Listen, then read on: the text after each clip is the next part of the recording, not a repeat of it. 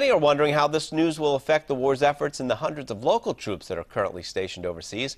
Joining us this morning on the phone is Major Matt Mutti from the Barnes Air National Guard Base in Westfield. Major Mutti, thanks for joining us this morning. Well, thank you for giving me an opportunity to chat with you. Your reaction first to the president's stunning announcement last night.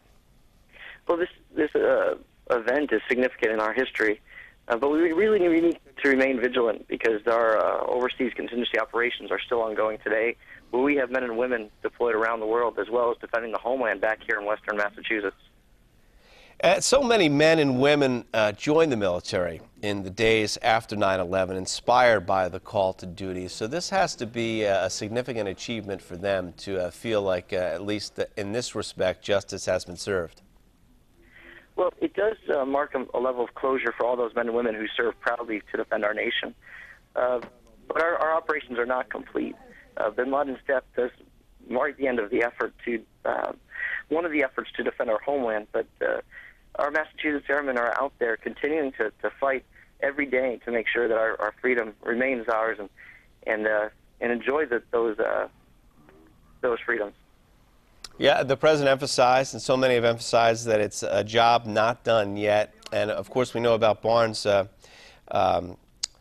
vigilance here in the skies over the northeast part of the United States, and also that many cities right now are on alert. We've mentioned that Los Angeles and New York in particular have stepped up, but patrols are on high alert right now. What is the status here of the fighter jets here at Barnes?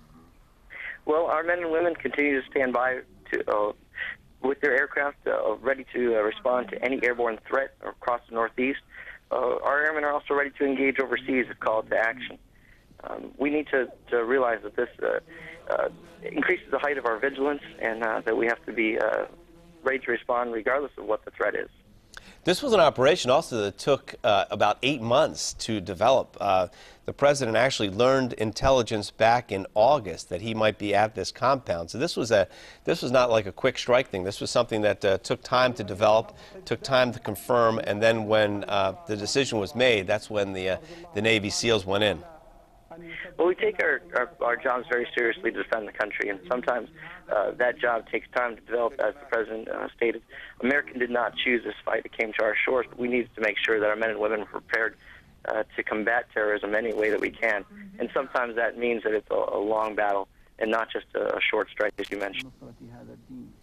Okay, what do you think happens next, Major Mutti, as far as I mentioned, being on alert right now?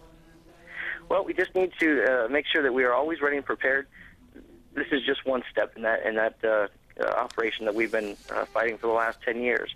Our men and women have been devoted to that, and that's been very clear through our actions both here in Western Mass and overseas. And we just need to continue that fight and be prepared to respond if called to duty. Major Matt Mutti from Barnes Air National Guard Base in Westfield, thanks very much for joining us this morning. I know you're probably very busy this morning. We appreciate that, and good luck in the future. Thank you.